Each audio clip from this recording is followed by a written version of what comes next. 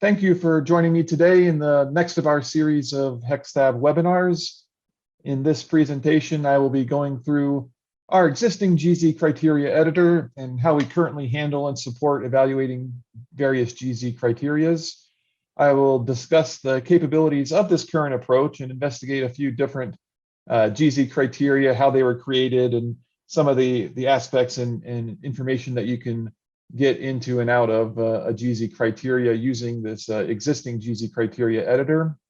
From there, I will go on and show our latest enhancements, which will allow the user to utilize our Python scripting capabilities to create more complex GZ criteria analyses. We'll start with some simple Python ports of existing criteria, and then we'll kind of build up to creating more complex GZ criteria analyses. And look at a few more complex situations.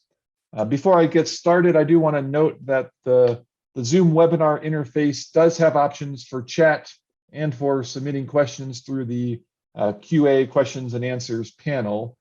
If you have any questions, comments, or need clarification while I'm giving my presentation, please feel free to use those tools. And the panelists, my coworkers that are on the panelist side, will address those as they can. At the end of the presentation, there will be a period for questions and answers, and I will try to review the items that came up during my presentation as well. So again, just a quick review of the agenda.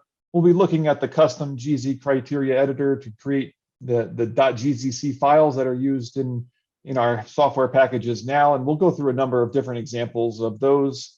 And then we'll start talking about how to convert those GZC files into Python scripts and subsequently editing those Python scripts to customize or to modify them as necessary.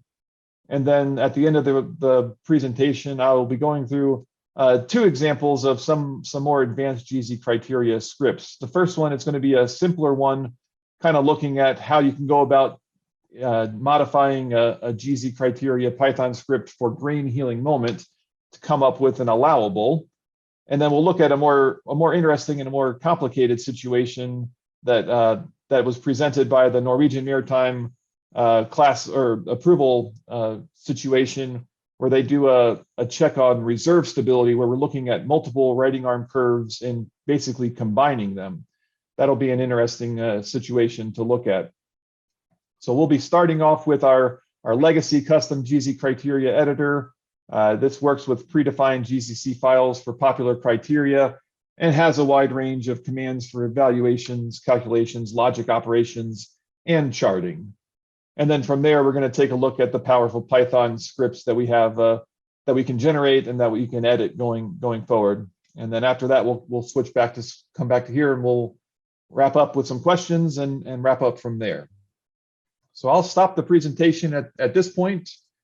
And I will go ahead and I will stop it. There we go. I'll go ahead and start up my HECSTAB version 9. For this initial investigation, I'm just going to load up our sample VLCC demo, which is happening here on my other screen. Once this is up and running, I'll bring it over and put it on the screen that's being shared.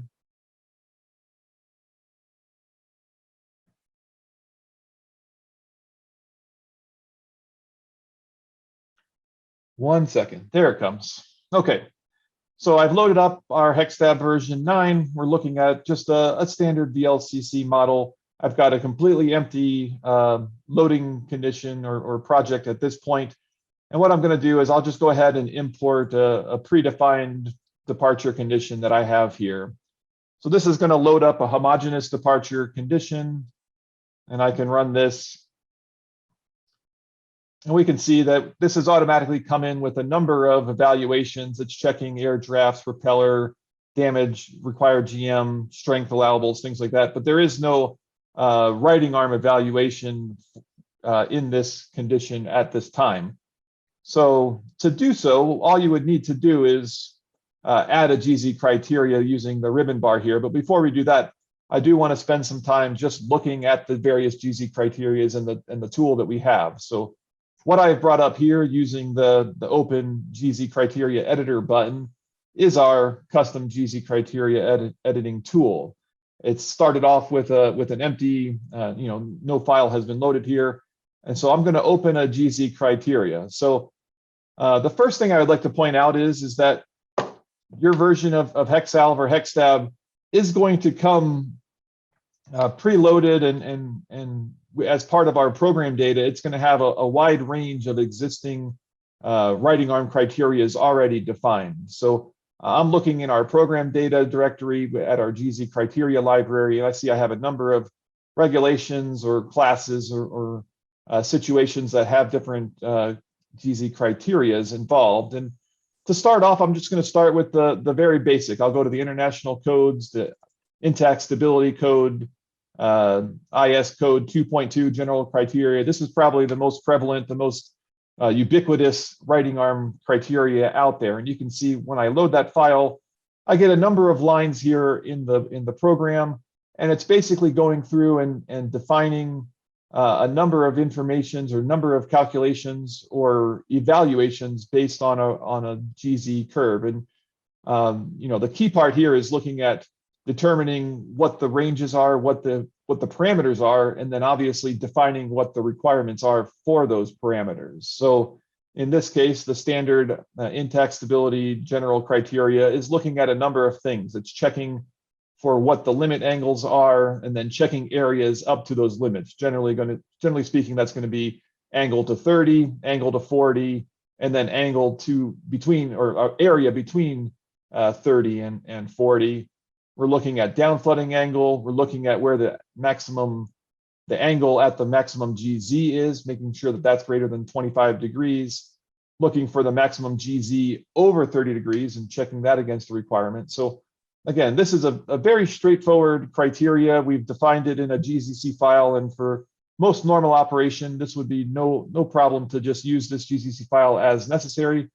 But obviously, the tool itself allows for further expansion or further modification to this file as necessary. If you had an evaluation or a criteria where you wanted to do the same basic evaluation, but change some of the requirements to make them more conservative, or to change them based on a stricter interpretation for different areas, you could start with this GZ criteria, make your modifications, save your new GZC file, and use that to go forward. So everything in this GZ editor is made to be able to allow you to define these custom GZ evaluations. So this is the definition of a GZC file. When I add it to my HECSTAB condition, I'll go browse, and I have my IMO IS 2.2 general criteria.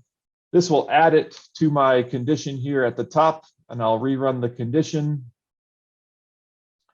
And now if I look at my alarm summary, I have an additional item here for my 2008 IS code 2.2.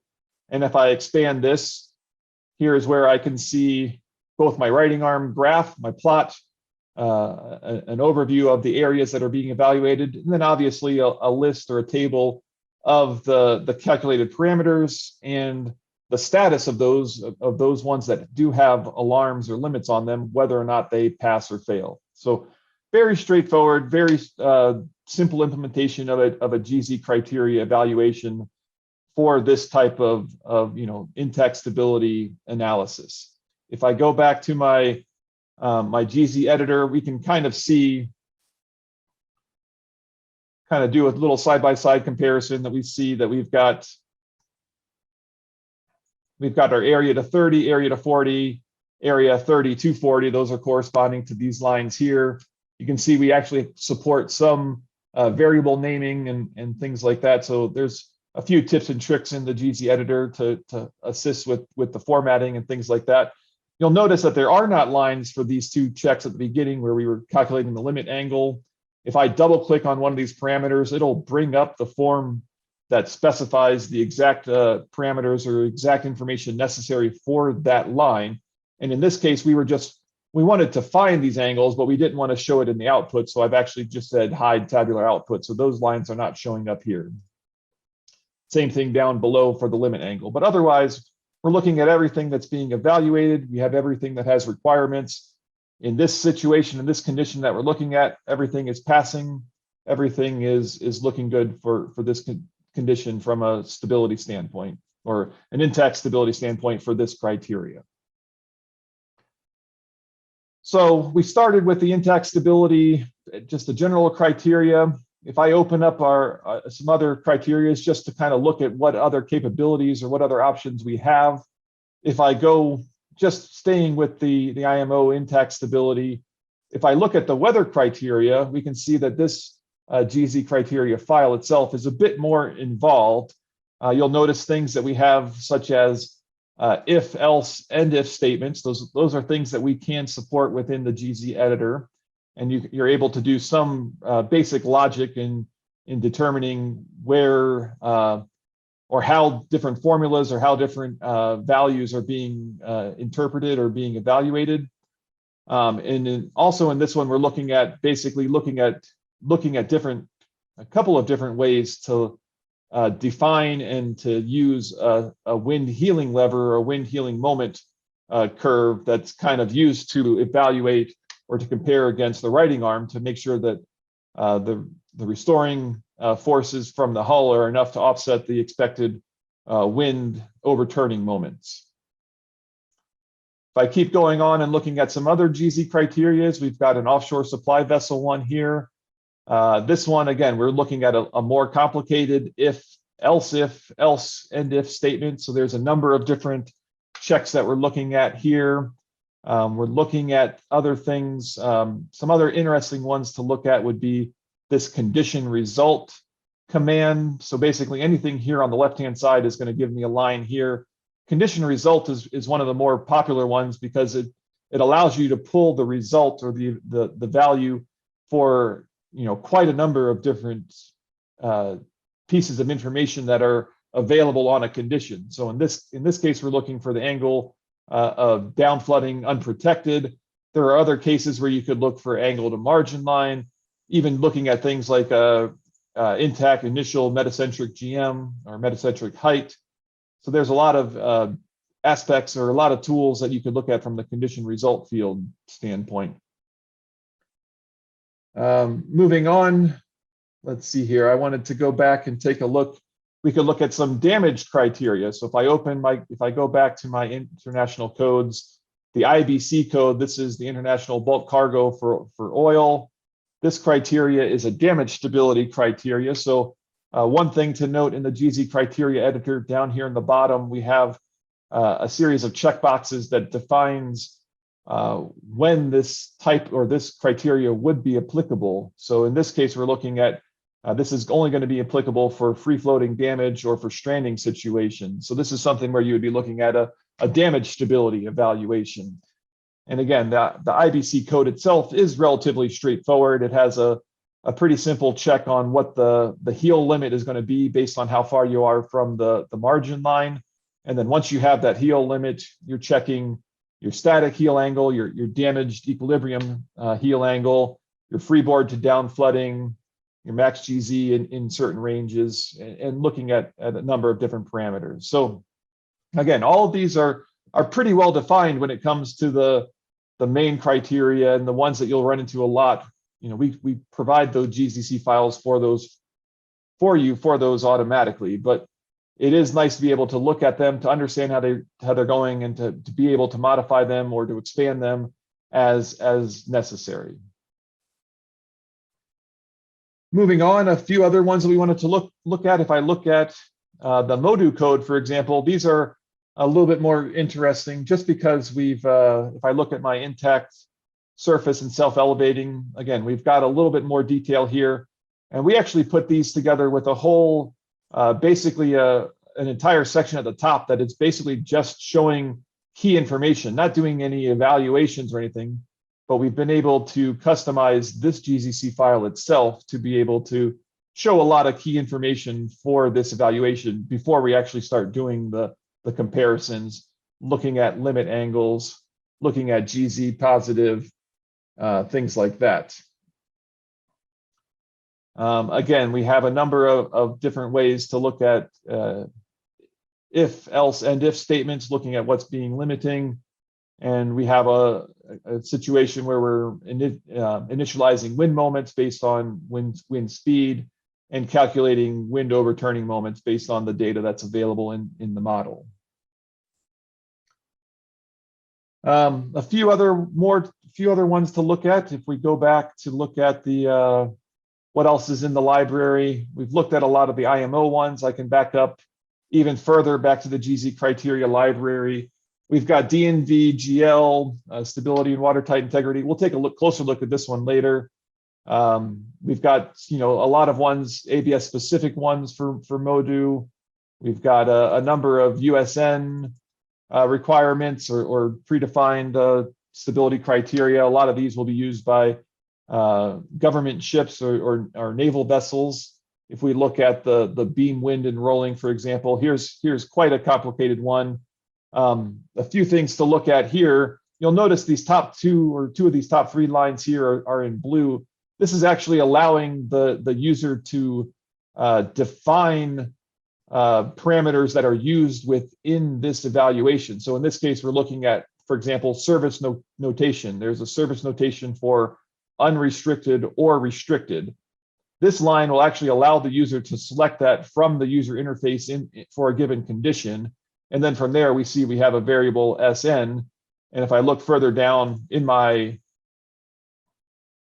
if statement here, if my service notation is 0, then I'm using a wind velocity of 51.4, which would be the unrestricted. And then if you went to the restricted, that's basically saying that you would have to withstand a lower high wind velocity.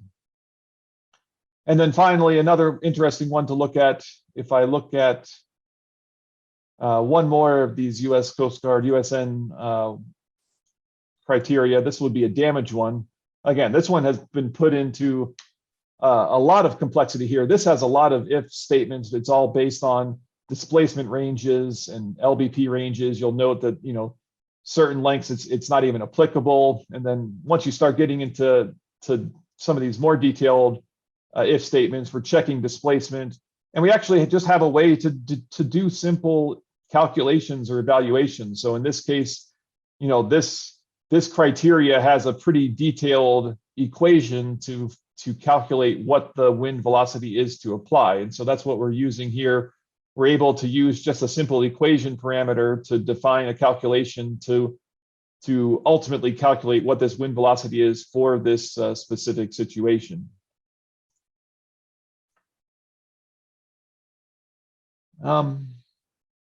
So I know that I've gone through quite a number of GZC files or criteria definitions in quite a small amount of time. It can be a little bit overwhelming, but my goal was to just show you that there is a lot of flexibility and a lot of existing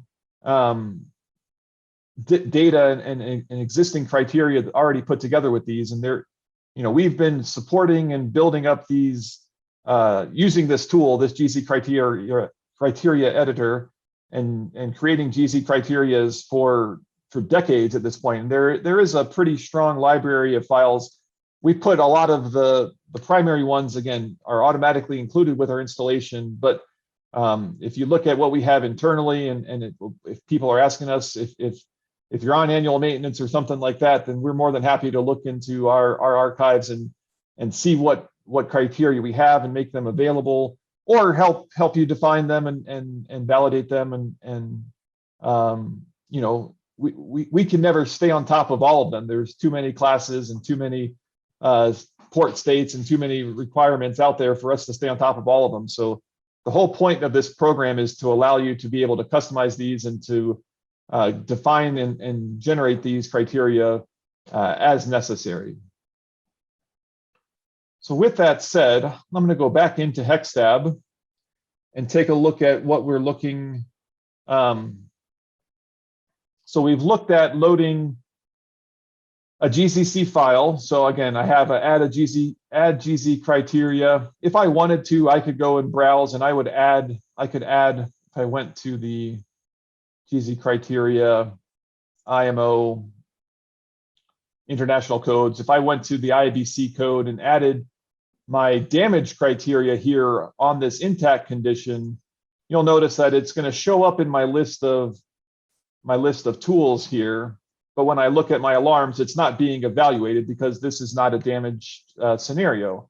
But now if I go and add a child and just do a damage, and I'll pick a load, I'll damage a couple tanks. I can right click, damage. So now this is going to be in a damage situation. When I run this, the GC criteria is going to pass through. And now I see that I have my IBC code evaluation here on this condition. And I don't have my intact because I'm no longer in an intact situation. So there is that switch and that capability for doing an analysis in HECSTAB. If you wanted to define your criteria at the highest level, you could add your intact and damage, and then the program will automatically assign and evaluate the correct criteria based on the type of condition that it is. So that's everything that we've always been able to do. This is, for those of you that have seen HECSALV or used HECSALV or HECSTAB in the past, I don't think this is anything new or different. This is the capability that we've had, like I said, for decades at this point. And it is a very mature, very well-established program for defining criterias.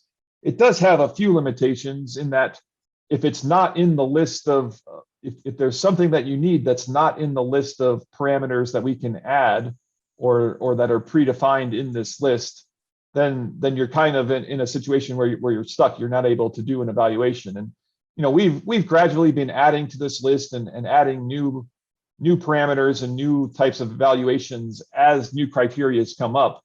But as I said before, it's always difficult to stay on top of everything. There's so many different sources of these criteria that being able to address all of them immediately and as they're becoming available is quite a daunting task. So what we're looking at doing now with our GZ criteria is, and with our version 9 package in general, is we've really been leveraging our aspects and our capabilities of using Python scripting to perform analyses and to modify conditions. And so what we've been working on recently is the capability of taking a GZC file, something that was created in the original GZ criteria editor, and actually converting that into a Python script that you can then edit using Python itself.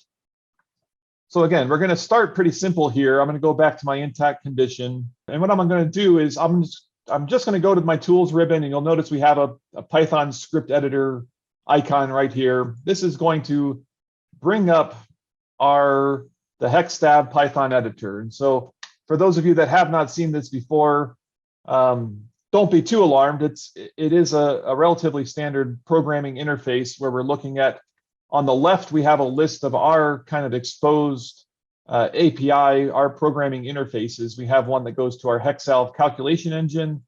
We have one that goes to our ship model, so ways to modify an existing model.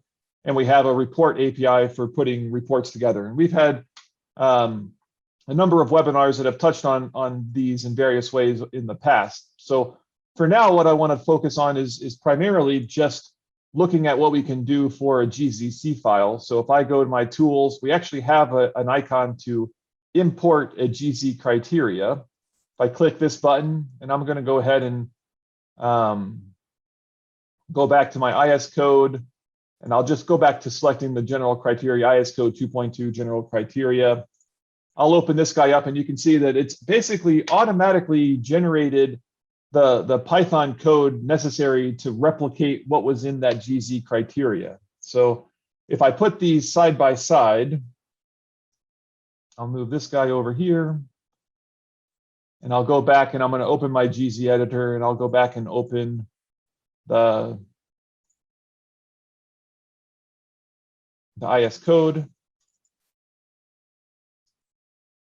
So looking at these side by sides, I'm not going to go into the exact details of the actual Python code itself, but just looking at the lines, we can see that we do a little bit of setup. We're basically creating the top level alarm that this is going to show up in with the same name.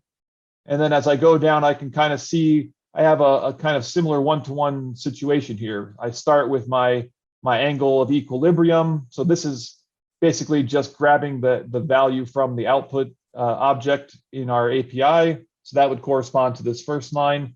And then this output add alarm, this is basically what's going to be driving, the add alarm is going to be driving what's shown in the interface itself once this is evaluated. And the same goes true for basically each of these lines. We're looking at our limit angles. We're looking at our areas up to a certain point. We're looking at our angle to down flooding, max GZ. So, every line here has a corresponding couple of lines on the Python side. It's all generated automatically. Nothing, I haven't changed anything so far. This is all just generated from our import GZ criteria option. And then finally, we're adding some basic graphics or some basic charting options here. So if I went ahead and did save this, and I'm going to go, I've been working out of my desktop here. If I go to the VLCC, I'm going to save this as a script. So I've already have one saved here, but I can overwrite that there. So now I have a Python file to run this GZ evaluation. And I'll replace it. So now if I go back into HECSTAB, what I can do is I can add a tool, and it's going to be a Python script tool. So if I add this tool to condition, so now in my list, I have a Python script, and I've got a blank script, and I can load that Python file into it. And so now I have my Python script loaded as a tool on this condition. And so if I run it,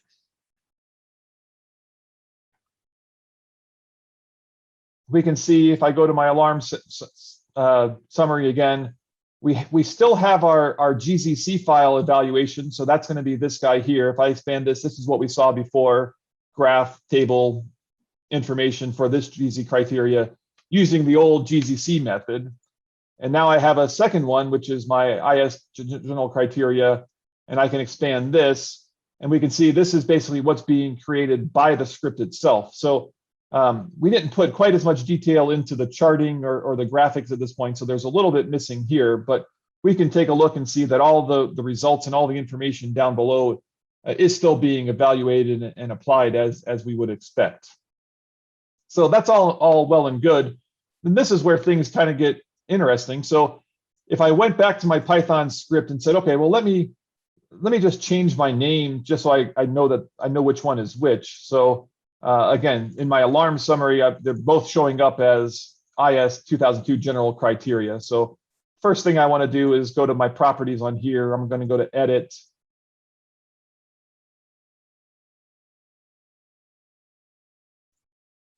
Let me close this. Go to edit. So I'm going to change this general criteria. I'll just add Python script up here just so we can tell the difference. And then maybe I wanted to do like this area to 0. Maybe I want to put a little extra note here that just says, 30 or DF. So I could put something in there. So if I just do file, save and exit, rerun this condition now, go back to my alarm. So now I can see, yeah, I've changed the description of this. So now this is my Python script. If I expand this, you can see where I've, just very simply edited the description here to put a little bit more of a note here. So again, allows you just, even if you don't have much programming skills, you would be able to, customize the descriptions, make changes to some of the ways information is being shown in the program. You could even take it a step further. If I go back to the properties of this and go back to editing, let's say that you wanted to start with this evaluation, but let's actually say, let's change something. Let's make this much more restrictive and say that our let's say that our angle at maximum GZ has to be greater than or equal to 25. Let's try changing this to 40 instead. So I'm going to change it here in the check whether or not I pass. I'm going to change it here in my output alarm. That's the same line there. And again, just file, save and exit. I'm going to rerun this condition now. And now I can already see I'm getting an alarm. So now I look at my Python script. I've changed my minimum requirement to 40. What I've attained is 37.4, so it's showing up as a fail. So again, it's a very it allows you a lot of flexibility, a lot of customization in being able to just make tweaks to the standard types of evaluations as you might find is necessary. So you can see there's two. Just looking at the standard GZ criteria, there are, or GZ evaluations, there are, as I've said, there's two kind of primary ways to do this in HECSTAB. And so for most people, just if you're doing a standard criteria, you know what the criteria is, there's no modifications, you're happy with everything, sticking to the GZC file is probably the best approach. You don't have to worry about any programming, you don't have to worry about any Python scripts or things like that.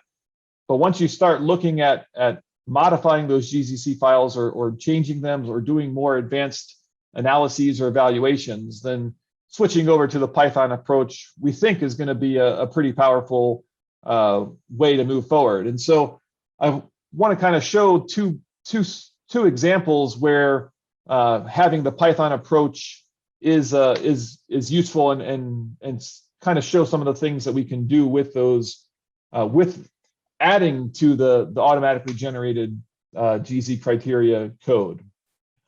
So for the first one, I'm going to go ahead and restart. I'm going to bring up a bulker demo because we're going to look at a green healing moment and evaluation and what we could do to calculate a green healing moment allowable. So I'm going to load up our bulker demo this time. And while that's loading, I still have my GZ editor. I'm going to go ahead and open the GZ criteria that we're going to be looking at, which is international code, the grain code this time. So there's the international grain code GZ file. And so now I've got my HECSTAB open. I'm going to go ahead and I've already created a project with a starting condition. So this is just a starting sample condition. We can take a look at it real quick.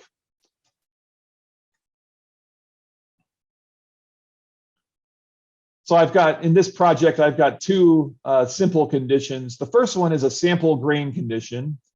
And so in this situation, if I look at my loads, it's a pretty basic calculation, pretty basic condition. In my hold, I've set everything to grain trimmed. I've set everything to about 80% full. And you can see for each of these grain holds, I have a grain healing moment. This is going to be taken from the model itself. So this is all model data. Being taken out of the sh2 file. If I change my percent full, it'll change the grain healing moment accordingly. And so if you add up all the grain healing moments for each individual hold, you get a total grain healing moment for the condition. And that's kind of what the critical evaluation of the international grain code is. It's applying a grain healing moment arm, which you can kind of see cutting off the area below, and it starts at the maximum grain healing moment, and it'll gradually decline to 80% of that. So if we look at the GZC file for this, we can see that we're basically pulling the grain healing moment out of the condition, and then from there we're determining the lever arm for that healing moment, and then we're defining it. And then from there, we're checking a couple of things. We're checking that to see what the maximum grain healing angle is. That's going to be either 12 or the angle to the margin line. And then we're finding where the writing arm curve intersects this healing moment curve to ensure that this intersection is less than this maximum angle. And then finally, we're checking the residual area. We're making sure that the area above, so underneath the GZ curve, but above the grain healing moment curve, we're ensuring that this has a certain amount of energy, residual energy, or residual area, basically. So again, it's a relatively straightforward evaluation. The critical aspect that we're looking at is the grain healing moment itself. And you can see in this case, I actually made this condition so that it was going to be very close to the edge. So right now, everything is passing, but if I look at my grain healing angle, I am at 12 and my limit is 12. So, and if I'll just do this real quick. I'll go to change my angle precision, it's about 20. 11.62. Now we can see, so we're actually at 11.62, which is slightly under the 12 limit. So this is relatively close to failing, but it is a passing situation. If I changed my loading, if I had, a slightly different density, a heavier density, for example, if I just change, I think if I change just one and do a rerun here, the grain healing moment's going to increase because my density has increased, and now my initial angle is now 12.23. So I'm over, so I'm failing this criteria. So just a quick overview of how the IGC code works itself. For most ships, for most grain carrying vessels, they can look at an evaluation using the writing arm, but also a lot of times what's going to happen is that a set of grain healing moment allowables will be developed beforehand, so that rather than looking at the evaluation, the user, the master, the chief mate, whoever's operating the vessel can basically look at their total grain healing moment and compare it to an allowable. And as long as those are within the limits, then everything is fine. So we actually have that as a tool here, and this model has grain healing moment allowable data on it. So if I go to add tool, you can see in the list here, I have a grain healing moment tool. I can add this to my condition. Let me delete this guy. So I have my grain healing moment allowable.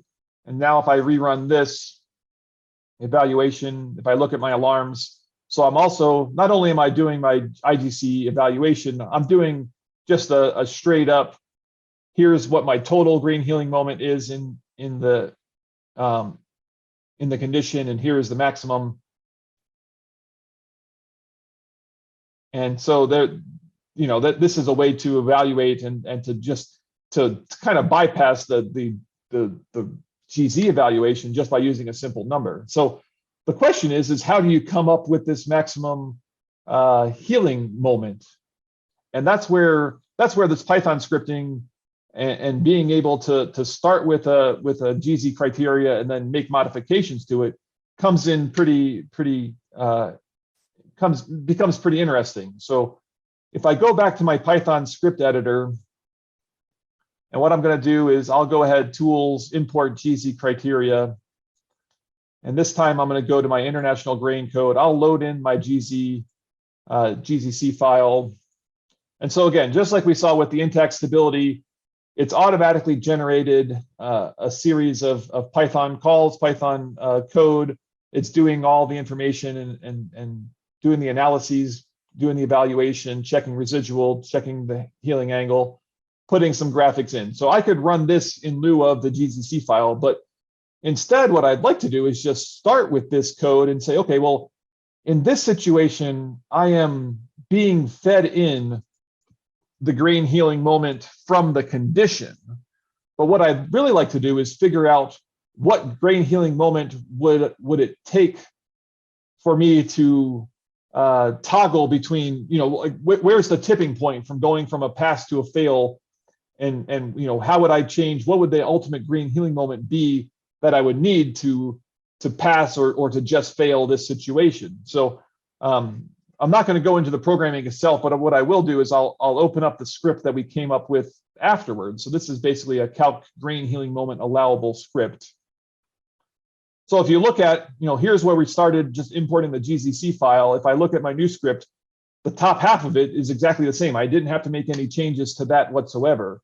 But what I'm doing now is I'm basically in Python, I'm actually putting a loop in here that says, okay, let's start modifying the grain healing moment, and let's try to figure out the point where the grain healing moment goes from pass to fail and get it down to a tight margin. So with a little bit of programming, you can see it's maybe 10, 20 lines or something, we can kind of iterate through and find the grain healing moment where that tipping point occurs. And then I can output that information onto that alarm. So this is a script that I can run in the script editor, or I can add it as a tool. If I go back into HECSTAB, if I look at this second condition where I'm finding my grain healing moment allowable, you can see I've added it as a Python script. So it has it loaded in. I have my code running here. And when I run this condition, in my alarm summary, I now have my international grain code. This is what I've basically put in, defined in that evaluation. I took the graphic out because it wasn't as necessary here, but basically saying for this displacement, for this GM, this is the maximum grain healing moment that would be allowed before you failed a situation. So to come up with a set of allowables, you would basically just have to say, okay, well, let's duplicate this guy. So this was for, in this condition, I didn't look at it, but I basically just forced this condition to a draft of 10 meters and a VCG of 10 meters. And so this would be, in this situation, this value would be the grain healing moment for a draft of 10 meters and a kg of 10 meters. And so I can say, okay, well, let's bump this up to 11 meters. So I can go just change the draft to 11 meters and I can run this. And so now I would get the maximum grain healing moment allowable for 11 meters at 10 meter VCG. And so basically you could generate a whole series of conditions that would basically modify your starting condition to change your draft and your VCG and end up with a table of grain healing moment allowables that you could then use in a TNS booklet or a loading manual. Obviously, doing that by hand, copying and pasting or duplicating would be a bit tedious, and that's kind of where the analysis templates or even writing an additional Python script to automatically generate a whole list of these conditions with the range of drafts and the range of VCGs would come in handy. So well, that's something that we're in the process of putting together. Probably within the next couple of releases, we'll have an analysis template that will basically walk you through the process of creating a set of grain healing moment allowables. And it's all going to be based on this Python script that we kind of generated from the GZ criteria. All right. Moving on, I have one last example I wanted to show. So I'm going to go ahead and close out the bulker. This time we're going to look at a semi-sub or an offshore criteria. I'm going to go ahead and start HECSTAB again and get my semi-sub loaded. And while that's going, I'm going to bring up the actual criteria. So this is what we were looking at. I think it's a D&D requirement in conjunction with the Norwegian Maritime Authority. It has quite a range of requirements and restrictions and recommendations, but the one that we're most interested in is going to be, let me just get the semi-sub loading here. The interesting one is going to be here on page, what page? Page 11. So page 11, this idea, or they have this idea of reserve buoyancy requirements for semi-sub units. And the idea here is that as you're healing over a semi-sub or a production platform or drilling platform, at some point the deck box will become immersed, and that can provide some buoyancy, but they want to check to make sure that at a certain point those aren't defined or designed to be fully watertight, or what would happen if it actually caused flooding or progressive flooding in the deck box. You can't be counting on that reserve buoyancy as much as you would like. And so this requirement is basically wants to look at what is my riding arm curve with my deck box, and then what is my riding arm curve without my deck box, and then do an evaluation on that. So you can kind of see some hand sketches here, and there's some evaluations. I'm not going to go into all the details on it. It was a little bit of a complicated one, but the idea is you're looking at two different conditions and two different riding arm curves and kind of combining them together into one and then evaluating that. So for this, I'm going to go ahead and open up a sample condition again. I have a project that has a starting condition.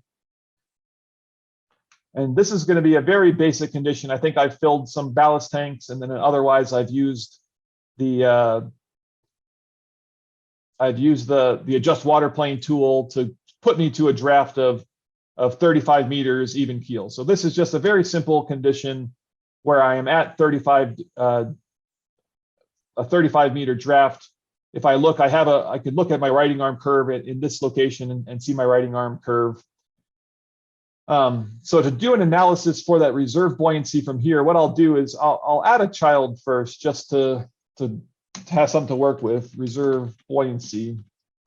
And then from here, this is my active condition. I'm going to go into my tools and I'm going to go into my Python script editor. And in this case, what I'm going to do is I have this already opened. So I have reserve buoyancy requirements for semi-subunits. And so this script is something that we worked with a client. They were on annual maintenance, and we worked with them to kind of develop this evaluation and develop this script in conjunction with them.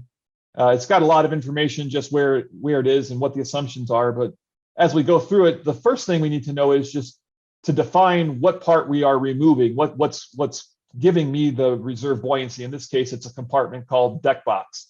If I had multiple compartments or a different model, I would have to change this name for this to work. But for now, this is what I'm looking at. And then if I scroll down a bit, again, not going to go into too much detail on the programming itself, but we can see that there's a number of similar calls that we were looking at, similar to what we were looking at from the GZ criteria automatically generated scripts we were looking at. This is basically just pulling out a lot of data from the writing arm curve, the writing arm curve with the deck box. And then here's where the interesting stuff happens. We actually are going to clear off any child conditions that exist, and we're going to create a brand new condition that's going to remove those buoyant volumes. It's going to remove the deck box. So I'm adding an entirely new condition, and then I'm doing a calculation, a full condition calculation on that. And now I'm pulling information out of this writing arm curve, and I'm able to use that and pull it back into my primary condition and add alarms and add checks and do validations and do evaluations on those information. So I'm not going to do, again, the coding is a little bit too much for this webinar, but once this is in place, we can see that the scripting here, if I go back into HECSTAB, I'm on my reserve buoyancy condition. So if I just run this script from the script editor here, we can see that it goes through. You can see that it's making progress. It compiled, it ran, goes through pretty quick. And you can see now that it's done, script executed. I can go to my condition tree. We can see that it's added a buoyant volumes removed evaluation. So here's my new writing arm curve without the deck box included. Here's my writing arm curve with it included. And then if I look at my alarm summary, this has added this alarm evaluation, and I can expand this, the Norwegian Maritime. So we can see that we've actually put a plot together where we have the GZA and GZB, the two different writing arm curves. And then the evaluation of this situation is we're looking at a couple of things. I think the main one is GZ rise due to watertight barriers above deck. So it's looking at how different or how much of a step there is between these two curves. And in this case, we're actually failing. We're not meeting the requirement. Not unexpected. I just made the deck box for this model just recently, so it's I think it does give a good example of how you could take a GZ criteria and really expand it and do things where you're looking at multiple conditions, you're pulling data across multiple conditions and combining curves or evaluating different parameters from those areas. So again, this is something where a little bit of Python programming would come in handy. And again, it's something that we're actively pursuing with our annual maintenance clients. This script itself is included with our sample data that comes with version 9. It was something that we worked with a client, and with us working with them, we just want to make sure that we'd be able to provide it to other clients. And I think that's kind of how we're going to be looking at things going forward. We're more than happy to work with clients to develop some of these more advanced scripts, because as we can build a library and build tools that do these types of things, it helps everyone, and it just allows for the power of the software package itself to come through.